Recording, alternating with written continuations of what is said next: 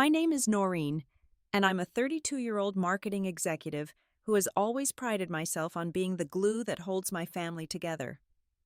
For years, I've organized our gatherings, planned our celebrations, and made sure everyone felt special during the holidays. Christmas has always been sacred to us. At least that's what I thought until last year, when my family decided I wasn't important enough to include in their plans. What they didn't realize was that I was the one who had booked and paid the deposit for our upcoming family vacation.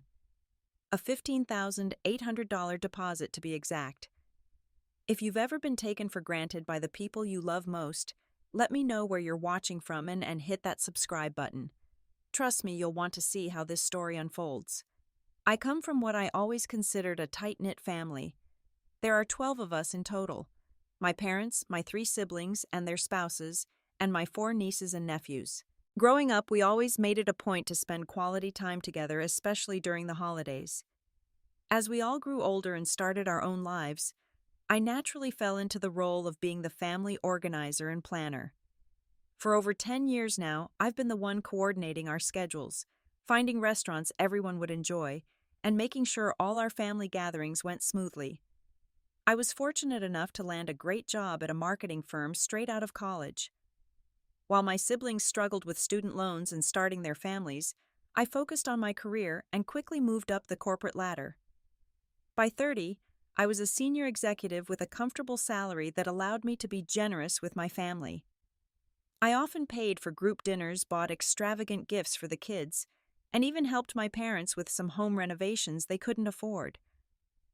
Last January, I had the brilliant idea to plan a summer European vacation for the entire family. I knew my parents had always dreamed of seeing Rome and Paris, and my nieces and nephews were at the perfect age to appreciate the history and culture of Europe. I spent countless evenings researching the best destinations, family-friendly activities, and accommodations that would suit everyone's needs. I created detailed itineraries, found the perfect tour guides, and even arranged for special experiences I knew each family member would love. The total cost for this 2-week adventure came to just over $45,000 for all 12 of us. It was a hefty sum, but I knew it would be worth every penny to see the joy on everyone's faces. I paid the $15,800 deposit from my own savings, assuring everyone that they could pay me back in monthly installments before the final payment was due in May. "This is going to be the trip of a lifetime," I told everyone during our Sunday dinner at my parents' house. "I've taken care of all the details. All you need to do is show up with your passports and enjoy." Everyone seemed thrilled about the plans, except for my brother-in-law James, my sister Amanda's husband. James had always been somewhat difficult. He was the type of person who needed to be in control of every situation, and often challenged my suggestions just for the sake of it. Since Amanda married him 6 years ago, I'd noticed a gradual shift in our relationship. My once supportive sister now frequently sided with James over me. "It seems a bit extravagant," James commented after I presented the vacation details. "I could probably find better deals if I looked into it."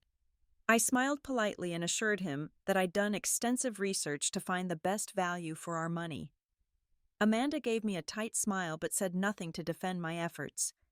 Despite these small tensions, I was still looking forward to our traditional Christmas celebration at my parents' house. It was the one time of year when everyone cleared their schedules and came together for 3 days of cooking, gift-giving, and creating memories. I had already bought thoughtful gifts for everyone and was planning to use the gathering to finalize some details about our European adventure. Little did I know that this Christmas would be drastically different from all the ones that came before it. The first sign that something was off came in early December.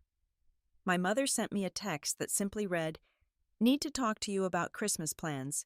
Can you FaceTime tonight?" There was something about the wording that made my stomach clench with unease. My mother wasn't usually so formal with her messages to me.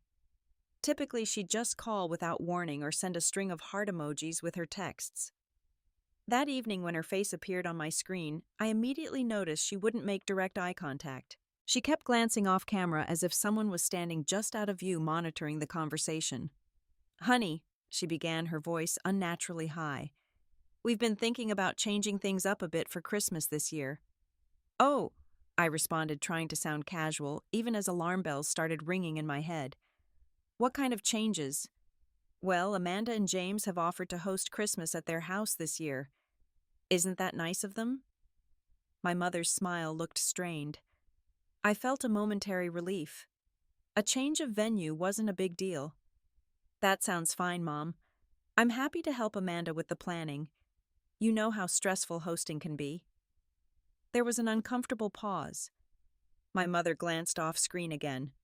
Actually, Amanda's already got everything planned, she said. She's just doing a small gathering. You know, just immediate family. My brow furrowed in confusion. But we're all immediate family, aren't we?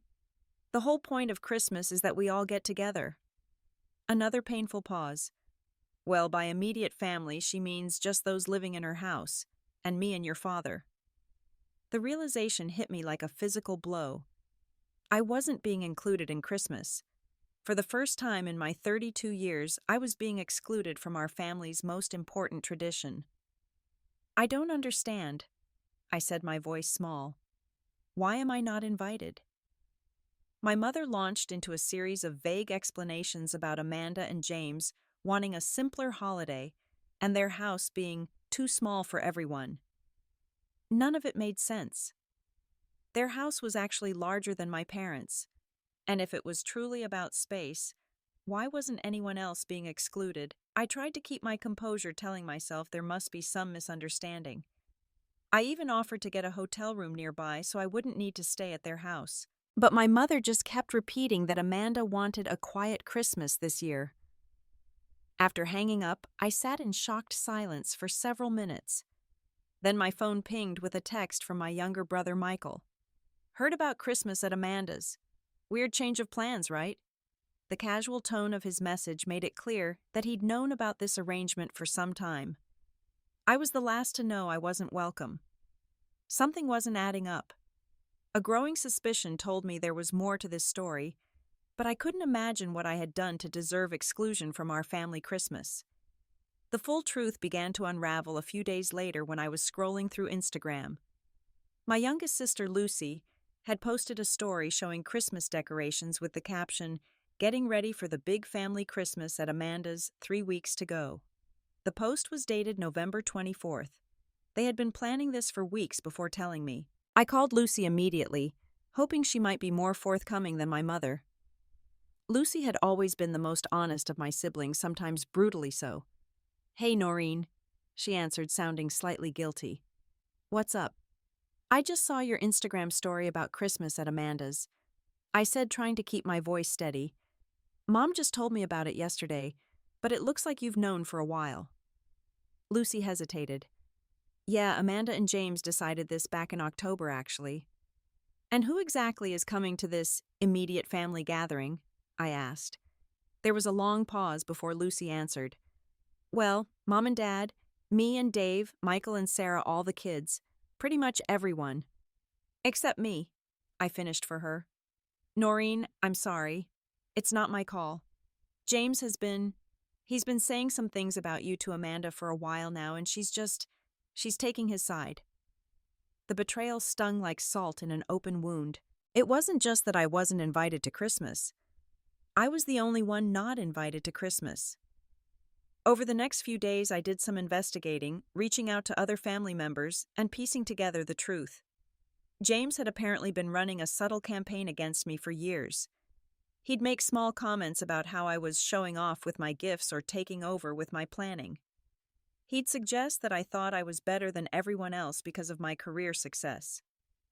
The most hurtful discovery came when Michael's wife, Sarah, accidentally mentioned a family group chat I wasn't part of. A group chat where they had all discussed and decided on the Christmas plans without me.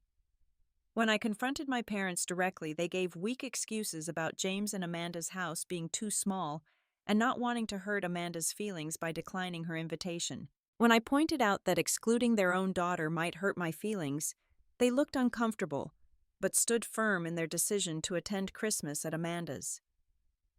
"It's just 1 year, Noreen," my father said. "Don't make a big deal out of it." But it was a big deal. It was a complete rejection from the people I loved most.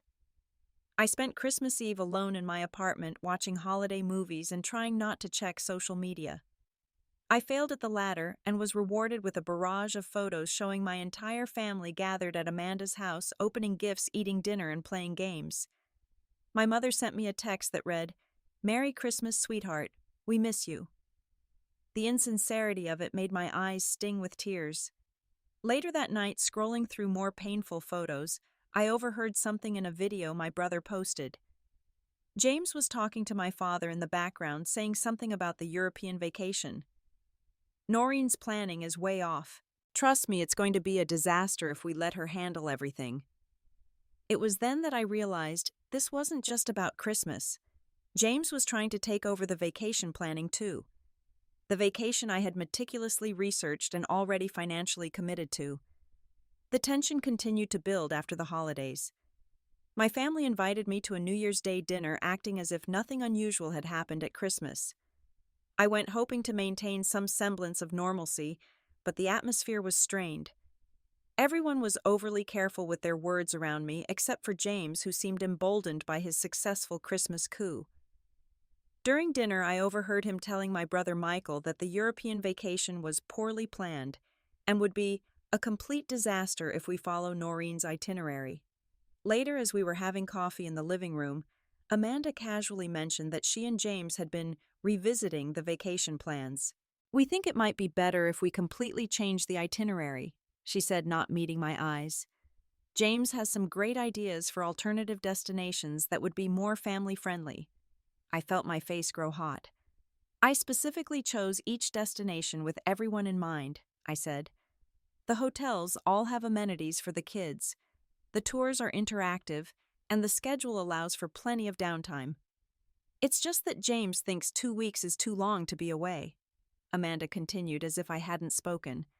"And some of the places you picked seem a bit boring."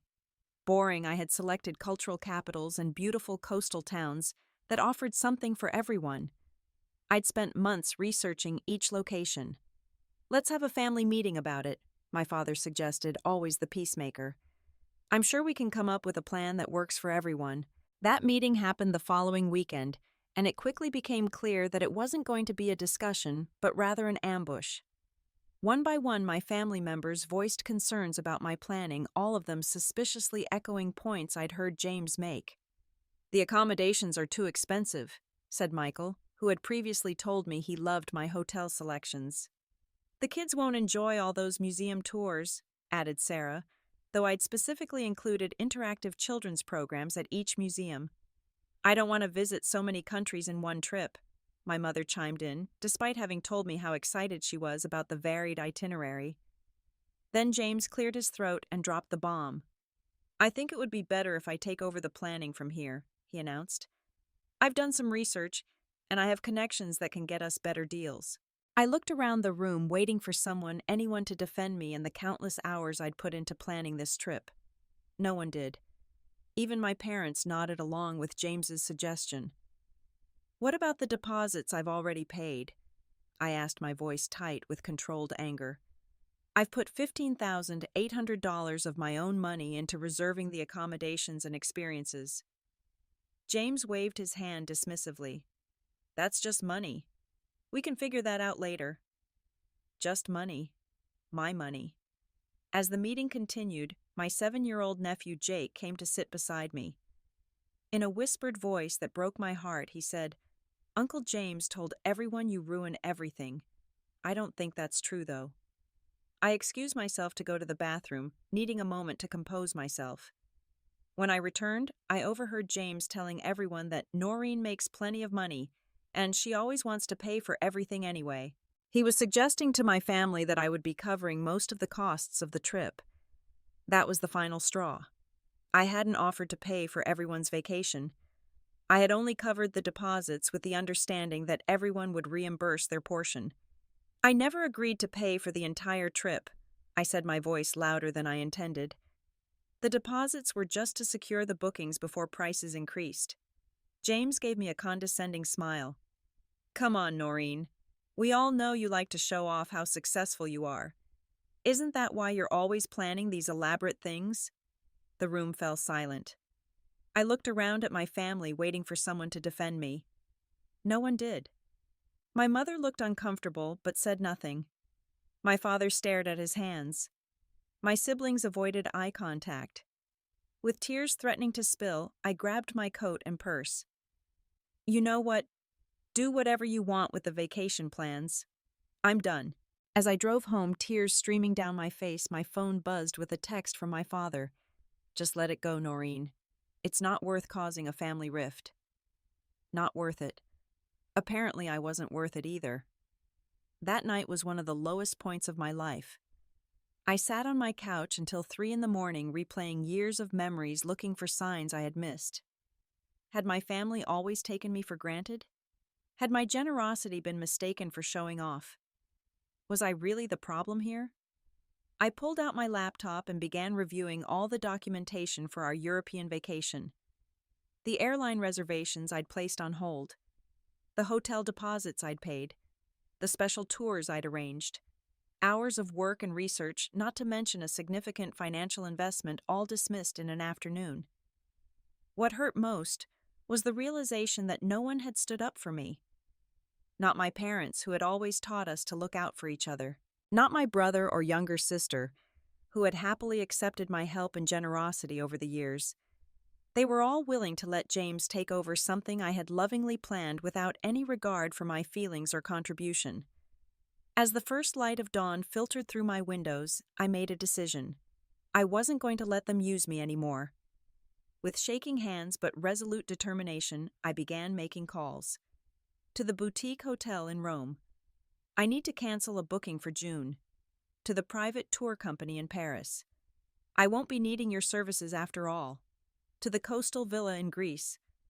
I'm afraid our family vacation has been canceled. One by one, I canceled every reservation I had made.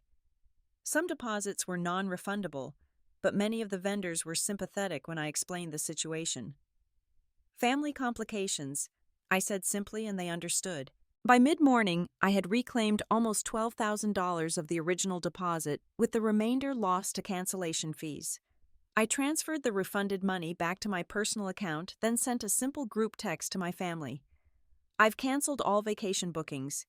Do with that information what you will. Then I turned off my phone. I had just settled on my couch with a glass of wine when my landline rang. I rarely used it, but my family all had the number for emergencies. Amanda's voice came through, frantic and accusatory. What do you mean you canceled everything? How could you do that without discussing it with us first? The irony wasn't lost on me. The same way you all decided to exclude me from Christmas and take over the vacation planning without discussing it with me first, I replied calmly. Before she could respond, I hung up. The phone rang again almost immediately. This time it was James, his voice filled with rage. You've ruined everything. Do you have any idea how difficult it will be to make new arrangements now?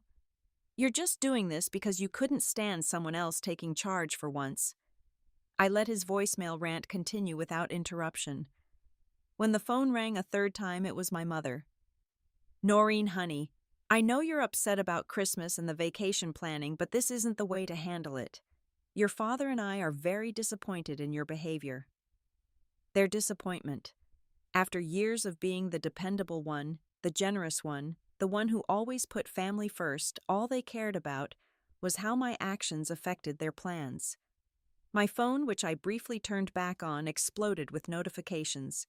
Angry texts from Amanda, confused messages from my other siblings, demands from James to fix this immediately. The family group chat I wasn't part of must have been in full meltdown mode. I learned later that they'd called an emergency family meeting at my parents' house that evening to deal with the Noreen situation. I wasn't invited to that either. Instead of subjecting myself to more family drama, I booked myself a weekend stay at a luxury spa resort 2 hours outside the city. I packed a bag, set an out-of-office message on my email, and drove away from the chaos I'd created. As I sank into the warm waters of the spa's mineral pool that evening, I felt something I hadn't experienced in a long time: peace. For once, I had made a decision entirely for myself without considering everyone else first. It felt foreign but liberating. When I returned home Sunday evening and finally turned my phone back on, I had 47 missed calls and over 100 text messages. There were voicemails ranging from rage to concern to tearful pleas. The most entertaining was an email from James threatening legal action for the financial and emotional distress I had caused. I forwarded it to a lawyer friend who confirmed what I already suspected. James had absolutely no legal standing. I had paid the deposits with my own money, and all the bookings had been made in my name. My mother was the first one I actually spoke to. She called Monday morning, her voice careful and measured. "We need to talk about what happened, Noreen. The family is in turmoil." "I'm free for lunch today," I replied, surprising myself with how calm I felt. We met at a quiet restaurant near my office. My mother looked tired, her eyes ringed with dark circles. "I don't understand why you did it," she said after we ordered. "You've always been the responsible one." "That's exactly why I did it, Mom," I answered. "I've always been the responsible one, the reliable one, the one who takes care of everything and everyone. But when I needed the family to include me to respect my efforts, you all chose James's side without hesitation." "It wasn't like that," she protested weakly. "It was exactly like that. I wasn't invited to Christmas. My vacation planning was dismissed. No one stood up for me. Not even you and Dad." My mother's eyes filled with tears. "We didn't want to cause problems with Amanda and James. You know how he can be. So it was easier to hurt me than to stand up to him. Is that it?" She had no answer for that. A few days later, Amanda asked to meet me for coffee. I agreed more out of curiosity than any desire for reconciliation. To my surprise, she arrived alone without James as her backup. "I'm sorry," she said as soon as she sat down. "I should have stood up to James about Christmas. I should have appreciated all the work you put into planning the vacation." "What changed?" I asked, skeptical of this sudden about-face. Amanda sighed, looking more like the sister I remembered from before her marriage. "Seeing how James acted when you canceled everything, it was like a mask came off. He was so angry, so controlling. It made me realize how much I've let him influence my relationship with you." "He's always been jealous of you," she continued. "Your success, your independence, the way everyone in the family respects your opinion. He's been trying to undermine you for years, and I let him do it." It was the first honest conversation we'd had in years. Amanda admitted that James had orchestrated my exclusion from Christmas, convincing her that I was taking over family traditions and needed to be put in my place. Over the next few weeks, my other siblings reached out individually. Michael apologized for not defending me at the family meeting. Lucy admitted she'd known excluding me from Christmas was wrong, but had been too afraid of conflict to speak up. Even my father came to my apartment one evening, tears in his eyes, asking for forgiveness for failing to protect me from James's manipulations. The only person who didn't apologize was James himself. He and Amanda had a huge fight after our coffee meeting with him, insisting that I was manipulating everyone and playing the victim. As for the European vacation, James quickly discovered that planning an international trip for 12 people wasn't as easy as he'd thought. Without my deposits, securing the prime accommodations prices had increased significantly. His promised connections failed to materialize, and the better deals he'd boasted about turned out to be for inferior options. In a move that surprised everyone, including myself, I decided to book a solo trip to Europe following much of my original itinerary. When my siblings heard about my plans, Michael and Lucy asked if they could join me along with their spouses and children. "What about James and Amanda?" I asked during a dinner where we were discussing the revised plans. Michael shrugged. "They're trying to put together their own trip, but they're struggling to find affordable options." James bit off more than he could chew. For the first time in years, I set a clear boundary. If I rebook this trip, everyone pays their own way up front. No exceptions. They all agreed without hesitation. That was 6 months ago. I'm writing this now from a beautiful villa overlooking the Mediterranean in Santorini, Greece. Michael, Sarah, and their kids are splashing in the pool below. Lucy and her husband Dave are exploring the local market. We've been traveling through Europe for the past 10 days, creating memories and strengthening bonds that had been strained by years of unspoken tensions. My parents decided not to come, choosing instead to split their time between staying with me and visiting Amanda and James, who eventually cobbled together a modest vacation to a single destination in Italy. It wasn't the grand European tour they'd promised everyone, but it was what they could afford without my financial backing. The healing process with my family has been gradual but meaningful. Setting boundaries has actually strengthened my relationships with those who truly value me. Michael and I talk weekly now, sharing career advice and personal stories in a way we haven't since college. Lucy has become my closest confidant, admitting that she's always admired my independence and strength. The situation with Amanda remains complicated. We're slowly rebuilding our relationship, but there's still a wariness between us. James continues to keep his distance, which is honestly a relief. At family gatherings, he's civil but cold, no longer pretending to value my input or appreciate my generosity. My parents have made the most touching efforts to make amends. For my birthday last month, my father presented me with a scrapbook he'd made filled with photos and mementos from family events I had planned over the years. "We never properly thanked you for all you've done for this family," he said, his voice thick with emotion. "I want you to know that I see it now." The most profound change, however, has been within myself. I've learned to say no without feeling guilty. I've stopped automatically picking up the check at family dinners. I've become comfortable with not being everyone's problem solver and financier. Last Thanksgiving, I hosted dinner at my apartment. Everyone contributed dishes, helped with setup and cleanup, and expressed genuine appreciation for my efforts. The family dynamics had shifted permanently. No longer was I the taken-for-granted organizer expected to handle everything while everyone else enjoyed the results. Instead, I was a valued member of the family whose contributions were recognized and reciprocated. I also met someone. David is a travel photographer I connected with while planning my European trip. He values my generosity without exploiting it and encourages me to prioritize my own needs alongside others. It's a refreshingly balanced relationship that has shown me how healthy giving can be when it's appreciated rather than expected. The pain of last Christmas led to a necessary awakening. I realized that true family supports and uplifts each other rather than takes advantage. Real love includes respect, appreciation, and reciprocity. I still enjoy giving to my family, but now it comes from a place of choice rather than obligation. And that has made all the difference.